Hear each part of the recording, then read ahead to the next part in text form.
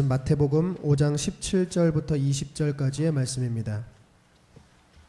마태복음 5장 17절부터 20절까지 말씀 제가 봉독해 드리겠습니다.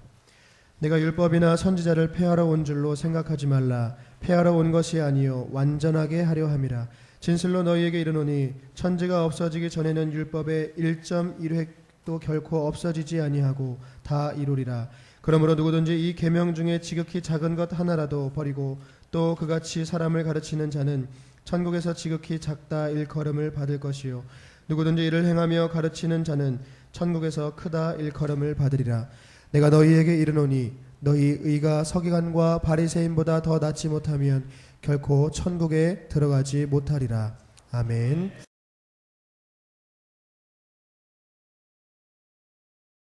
할렐루야. 우리 옆에 있는 분들하고 인사하겠습니다. 주님이 주시는 사랑으로 사랑합니다.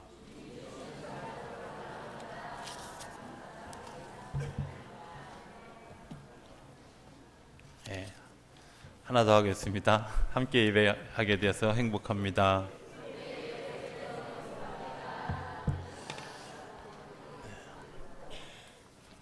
함께 예배하게 돼서 저도 행복합니다. 복락원으로의 초대 1 이런 거 보면 다음에는 뭔지 아시죠? 2죠. 2. 오늘부터 사순절이 시작되어지는데 5까지 할지 6까지 할지는 아직 결정 못했습니다. 그러나 분명한 것은 사순절 내내 복락원으로 여러분들을 초대하는 그 초대의 메시지가 한 주 한 주 전해지게 되어질 줄로 믿습니다. 일부에는 제가 물어보니까 모르더라고요. 근데 이제 2부는 그래도 알이라고 믿고 제가 질문하지 않겠습니다. 신락원, 복락원 이런 말 하잖아요. 그죠? 낙원을 잃어버렸다. 또 낙원을 회복한다. 아마 이런 뜻이라고 생각이 되어집니다. 낙원을 잃어버린 사람들의 삶, 그리고 낙원을 회복하는 사람들의 삶, 무엇이 다를까 하는 것이 오늘 설교를 준비하는 기본적인 테마였습니다. 그러면서 한편 어떻게 생각했냐면 예수님이 이 땅에 왜 오셨을까 하는 것을 좀 고민했습니다. 그냥 당연히 예수님이 이 땅에 오셨다 이렇게 생각할 수 있습니다. 그러나 조금 더 깊이 그 마음, 예수님이 이 땅에 오실 때 어떤 마음을 가지셨을까 하는 것을 묵상하면서 마음속에 조그마한 감동을 받게 됩니다. 하나님의 나라에서 사셨습니다. 그리고 그 하나님의 나라에서 이제 밑에 사람들을 계속 바라보고 계십니다. 그리고 전사들을 통해서 이 땅에서 되어지는 많은 소식들을 다 듣습니다. 그런데 그 하나님이 이 이스라엘 백성들에게 하나님의 증거를 보여주고 하나님의 살아계심을 보여주고 하나님의 역사하심을 다 보여줬는데도 그때는 반짝 하나님을 찬양하고 하나님을 따라가는 것 같은데 조금 시간이 지나면 또 우상 숭배하고 또 타락하고 또 벗어나고 하는 일들이 반복되어졌습니다. 400년 동안 노예 생활도 했습니다. 바벨론으로 포로 생활도 경험했습니다. 공들여 세워놨던 성전이 무너지기도 했습니다. 그리고 그것들 때문에 정말 힘들게 그들의 삶을 영위했던 적들도 많이 있었습니다. 그쯤 하면 돌아설 것 같은데, 그쯤 하면 좀 돌아올 것도 같은데 그렇지 않은 이스라엘 백성들, 아마 그런 여러 가지 정황들과 마음들을 다 경험한 예수님이 내가 저 땅에 가서 좀 저들과 같이 삶을 살면서 저들이 도대체 무엇 때문에 그렇게 고민하고 무엇 때문에 힘들어하는지 좀 알았으면 좋겠다. 더 깊이 알았으면 좋겠다. 이런 마음이 작용하지 않았을까 하는 생각을 해보게 됐습니다. 우리가 이제 이해한다는 말, understand 한다고 이렇게 얘기하잖아요. 그죠? understand. 우리가 잘 아는 것처럼 아래에 선다. 어쩌면 예수님이 이 땅에 오신 그 사건, 그게 understand 아닐까. 생각해 봤습니다.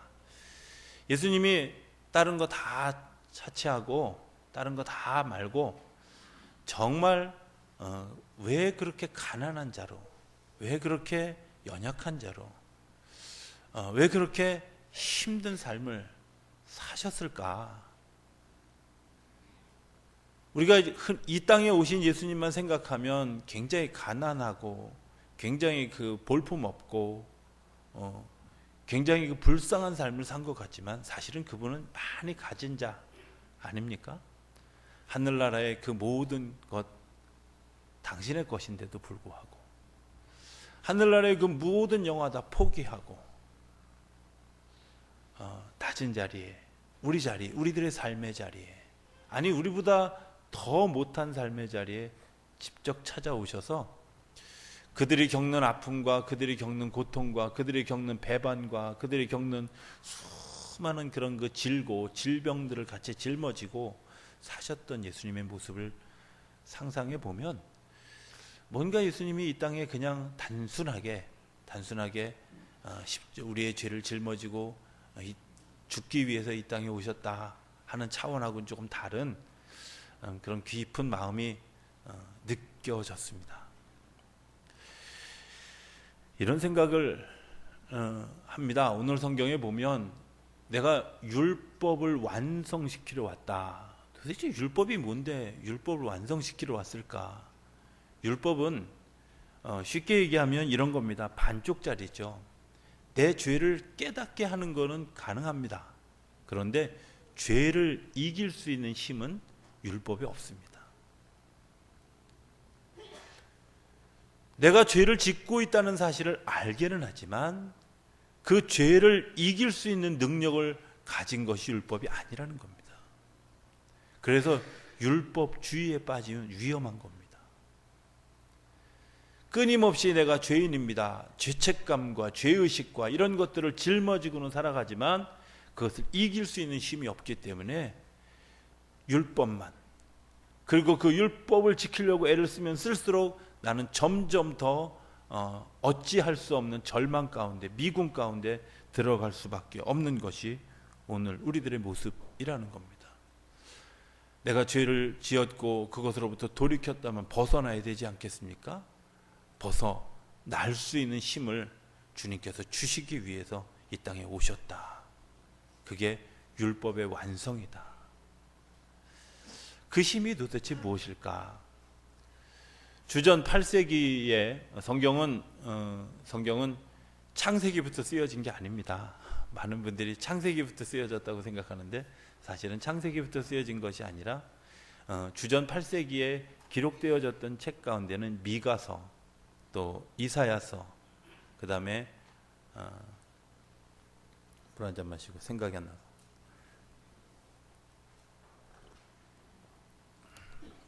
그 사랑의 사도 이름이 뭐죠? 호세아서. 요즘 왜 그게 생각이 잘 안 나는지. 호세아서, 아모스서, 이 네 책이 제일 먼저 기록되어졌습니다. 그런데 그 네 책이 제일 먼저 기록되어진 그런 그 배경을 잘 보면 그 속에 이런 것들이 있습니다. 아모스, 우리가 아는 것처럼 정의, 호세아, 사랑, 이사야, 심판과 새롭게 주시는 희망, 이런 것들이 큰 카테고리를 그리고 성경이 그 안에 세워진 겁니다. 네 복음서를 굉장히 소중하게 여깁니다. 이유가 뭐냐? 왕으로 오신 예수, 종으로 오신 예수, 인간으로 오신 예수, 신으로 오신 예수, 이 네 커다란 카테고리 안에 하나님의 복음이 있는 겁니다. 큰 복음, 이 큰 복음 가운데 우리가 이렇게 들어가야 되는데 자꾸 지엽적이고 부분적인 것에 머물러 서는 우리들의 모습을 본다는 겁니다. 그러다 보니까 그것을 이길 힘도 없고 그것을 극복해 갈 힘도 우리 안에 없는 겁니다. 정의, 사람은 그것만 바라볼 수 있습니다. 그러나 하나님은 그 반대편에 무엇을 계획하고 계시냐면 사랑함으로 그것을 이길 수 있는 힘을 준비하고 계십니다.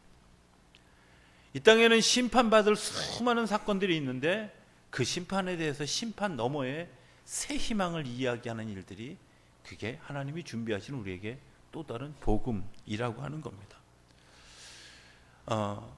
에덴 동산에서 이스라엘 백성들이 쫓겨나게 되어진, 인류가 쫓겨나게 되어진 가장 커다란 원인이 선악과입니다. 그런데 그 선악과를 먹고 난 다음에 나타난 결과가 뭐냐면 눈이 밝아져서 내가 그 사람들을 판단하고 보게 되어졌다. 그죠? 선악과를 따먹은 것 때문에 내가 가지고 있는 아주 커다란, 그리고 그것 때문에 내가 굉장히 힘들게 하는 그런 요소가 뭐냐? 그거는 판단하려고 하는, 내가 무언가를 자꾸 정죄하고 판단하려고 하는 그런 마음이 우리 안에 있습니다. 이런 겁니다. 판단하는 것, 우리가 사실은 잘 알지 못하면서 판단할 때가 많이 있습니다. 그리고 그 판단한 것 때문에 수많은 사람들이 굉장히 아픔을 겪습니다. 최근 10년 새 우리 한국 사회에서 일어나는 인터넷 악플에 관한 이야기, 굉장히 심각한 사회 문제인데도 불구하고 그렇게 중요하게 생각하지 않는 이유가 뭘까? 그것은 서로 같이 물들어 있기 때문에, 그 안에 있기 때문에 잘 모른다는 거예요.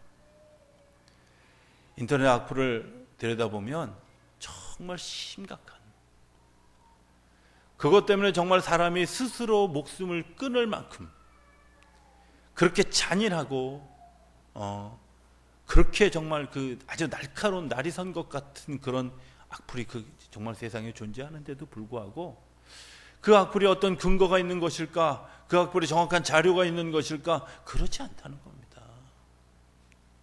그저 그냥 내 마음에 생각나는 대로, 내 마음에 판단되어지는 대로, 내 마음에 그냥 움직여지는 대로 이야기하고 글을 쓰고 그것을 이야기하는 것들을 오늘 우리 사회에서 보게 돼요. 어디서부터 시작되느냐? 선악과를 따먹었던 판단하려고 하는, 내가 뭔가 자꾸 정죄하려고 하는 그런 내 모습에서부터 시작되어졌다. 판단이라는 단어가 만약에 이 땅의 단어라면 이해라는 단어는 하나님의 나라의 언어입니다. 이해하는 사람은 판단하려고 하지 않습니다. 예수님이 이 땅에 오셔서 이 사람들을 판단하려고 오셨다 착각하지 않게 되길 바랍니다. 아닙니다. 섬기러 오셨습니다. 세워주려고 오셨습니다. 다시 일으켜 세우려고 왔습니다. 아무것도 판단하지 않았습니다. 38년 된 병자에게 네가 38년 동안 병들었던 이유가 무엇이냐? 구구절절히 설교하지 않았습니다. 내가 무엇을 원하느냐? 낫기를 원하나이다. 일어나 걸어라. 이게 전부였습니다. 돌아온 아들에게 네가 가서 뭘 썼느냐, 어떻게 살았느냐, 이런 거 물어보지 않았습니다. 판단하지 않았습니다. 잘했다, 잘못했다, 이런 거 판단하지 않았습니다. 그냥 온 아들을 안았습니다. 집안에 있었는데도 불구하고 그것을 알지 못하는 아들을 향해서 네가 집안에 있으면서도 그걸 모르느냐 판단하고 물어보지 않으셨습니다. 그냥 이해하고 내게 다 내 거 아니냐, 이렇게 이야기하고 받아들였습니다. 오늘 우리가 하나님의 나라 언어 아닌, 하나님의 나라 것이 아닌 이 땅의 언어 속에, 이 땅의 삶 속에 살아가 아주 그렇게 푹 젖어서 살아가는 우리들의 삶에 주님께서 오늘 우리에게 던져주는 메시지는 뭐냐? 언더스탠드 하겠다는 거예요. 내려서겠다는 거예요. 주님께서 우리 안에 오셨다는 거예요.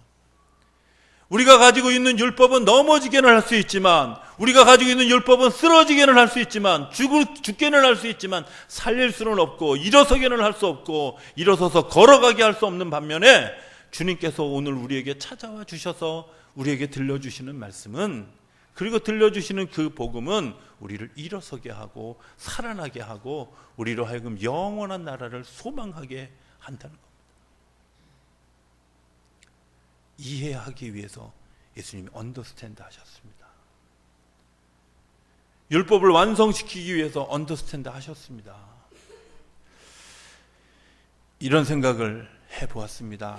예수님의 마지막에 십자가에 못 박히기 전에 겟세마네 동산에서 기도하실 때 할 수만 있다면 좀 내게서 벗어나게 해주십시오. 예수님의 인간적인 고백이 있잖아요. 너무 고통스럽고 힘든 그 고통, 아픔의 시간, 그 절박한 시간 앞에서 예수님이 자기의 속내를 드러냅니다. 그러나 예수님의 결론은 그때도 언더스탠드 하겠다는 겁니다. 내 뜻대로 하지 마시고 아버지의 뜻대로 하시기 바랍니다. 그게 언더스탠드 아닙니까? 요즘 이런 고민을 해보게 됩니다. 우리 큰딸하고 이제는 대학원을 졸업할 때가 되고 전도사가 될 때가 이제 돼가니까 큰딸하고 이제 좀 그 대화가 되는 그런 기쁨이 있어요. 목회에 이제 여러 가지 고민을 합니다. 고민을 또 제가 이야기합니다. 아빠 요즘 이런 거 가지고 고민한다. 이제 이런 고민들을 한번 이야기했던 기억이 있습니다. 목사의 삶이 무엇일까 하는 것에 대한 고민입니다. 언더스탠드 해야 되는데 많은 사람들이 생각할 때 목사가 가난해야 됩니다. 저는 맞다고 생각합니다. 그러나 목사가 부자여도 가난하게 살아갈 수 있다면, 가난한 자의 자리에 늘 설 수 있는 그런 믿음이 있다면 부자여도 별 상관없다.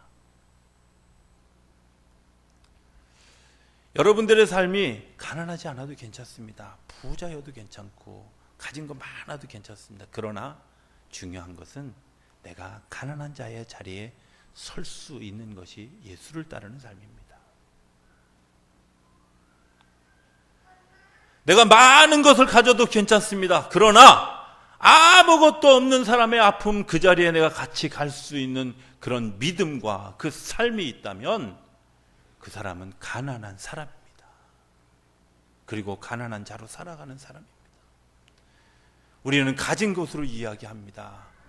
우리는 뭔가 나타난 것으로 이야기합니다. 그러나 하나님의 나라는 나타나 있는 것, 가진 것을 얘기하는 것이 아니라 내가 어떤 생각과 어떤 마음으로 가고 있느냐를 더 소중하게 여긴다고 하는 겁니다.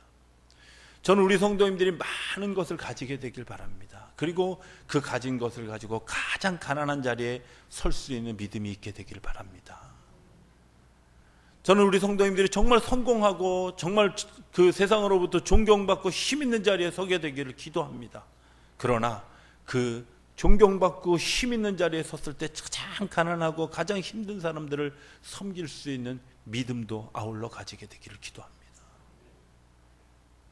예수님이 이 땅에 오신 것은 아무것도 없어서가 아니라 하늘의 보좌를 버리고 이 땅에 오신 겁니다. 거기서 누릴 모든 당연한 특권, 그 특권 포기하고 이 땅에 오신 겁니다. 예수를 닮는다고 하면서, 예수를 따라간다고 하면서 오늘 우리들의 삶 가운데 예수님의 하늘 보좌는 부러워하면서 그 예수님의 삶을 부러워하지 못한다고 하면 오늘 우리 반쪽짜리의 삶을 살고 있는 것 아니겠습니까? 주님께서 우리에게 초청장으로 세상에 오셨습니다. 하늘나라로 돌아와라, 낙원으로 돌아와라, 낙원으로 회복해라. 초청장 당신 스스로가 돼서 이 땅에 오셨습니다. 그리고 가장 가난한 자리에, 이 세상에 어느 누구도요 마구간에서 태어난 사람 흔치 않아요. 말밥통에 아이를 눕힌 일 흔치 않아요. 일생을 빈민촌에서 살아가는 사람 흔치 않아요.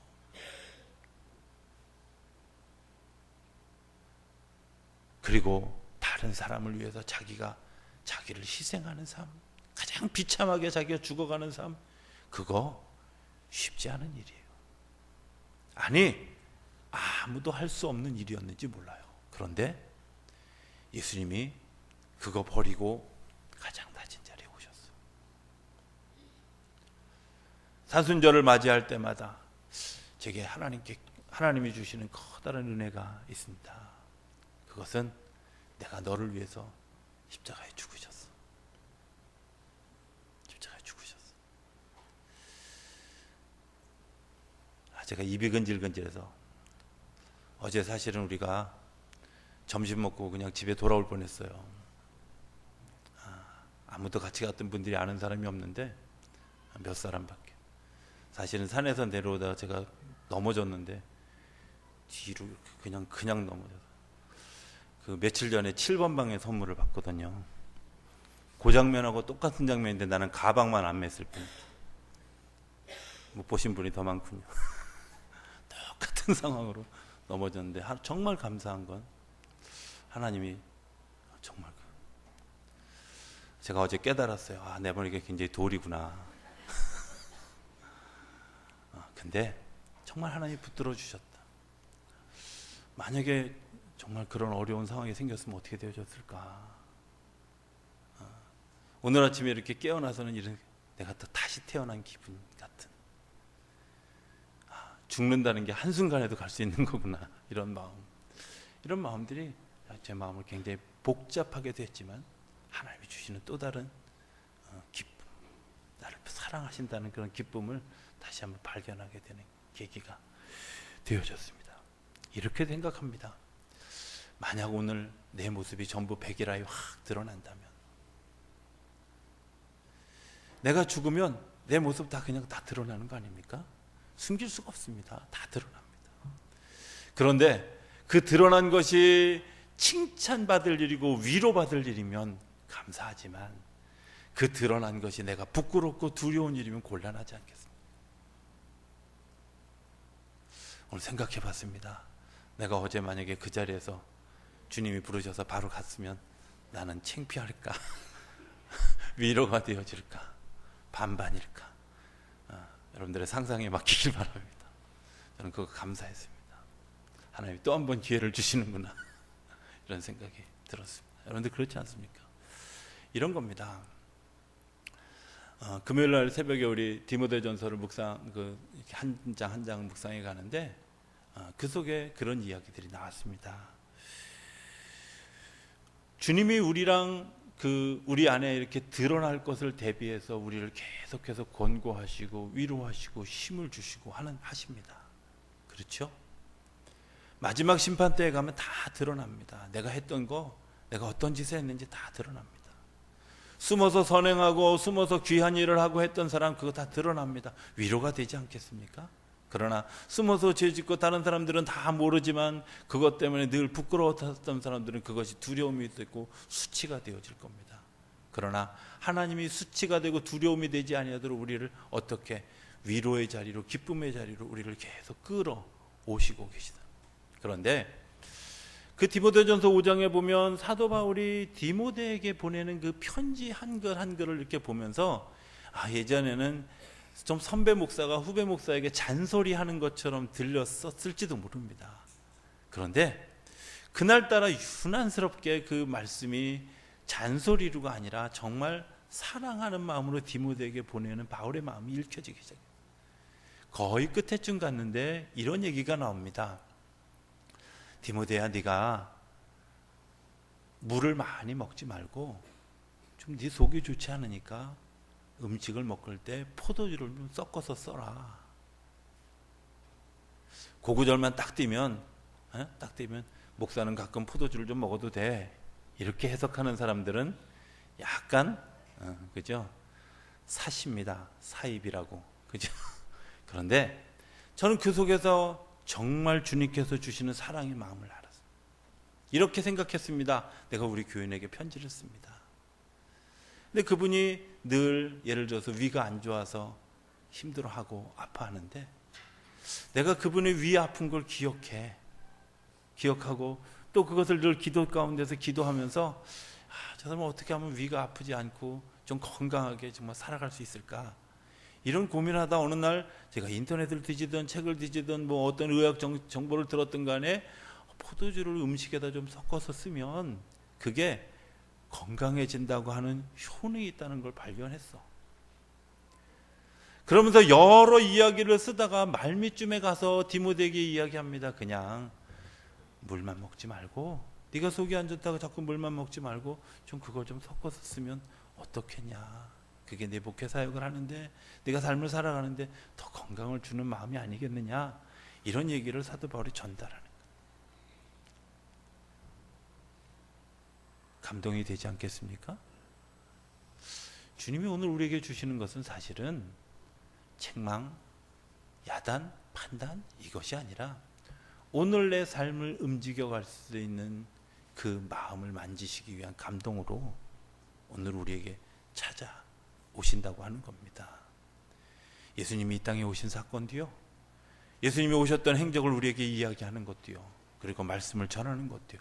오늘 내가 매일매일 겪는 사건 속에서, 매일매일 말하는 그 말 속에서, 내가 매일매일 생각하는 그 생각 속에서 주님께서 오늘 우리에게 조그마한 감동을 주시고 위로해 주시고 힘을 주시고 더 걸어갈 수 있는 용기를 주시기 위해서 성령님을 통해서 우리에게 계속해서 우리를 초대하고 계시다는 거예요. 초대하고.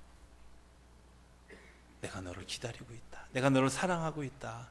내가 너를 위해서 기억하고 있고, 내가 너의 아픔을 알고 있고, 그 아픔을 위해서 내가 기도하고 있고, 그것 때문에 내가 하루도 기도를 쉴 수가 없구나. 주님께서 오늘 우리에게 이렇게 말씀해 주시는 줄로 믿습니다. 그 기도의 산물이 예수님이 이 땅에 오신 겁니다. 그 기도의 산물이 언더스탠드 한 겁니다. 그 기도의 산물이 우리 오늘 삶의 자리에 온 겁니다. 제가 아까 잠깐 소개했지만 러시아 사람들, 저는 그 마음이 너무 와닿았습니다. 우리 사실 조광희 선교사님이 갈 때도요, 1999년에 어느 날 갑자기 대타로 거길 갔다가 주님께서 부르신다는 소리를 듣고, 그리고 당신 하던 사업 다 접고 때려치고, 그리고 러시아로 간다 그럴 때 말렸습니다. 저도 말렸던 사람 중에 한 사람입니다. 아이고, 안 됩니다. 그런데 하나님이 들어서 쓰셨고, 그리고 그 일을 행하셨고, 지금 러시아 전역에서 예수 사랑 운동이 정말 그 전 곳곳에 퍼져가는 그런 아주 중추적인 역할을 감당하는 한 자리로 세워져 갑니다.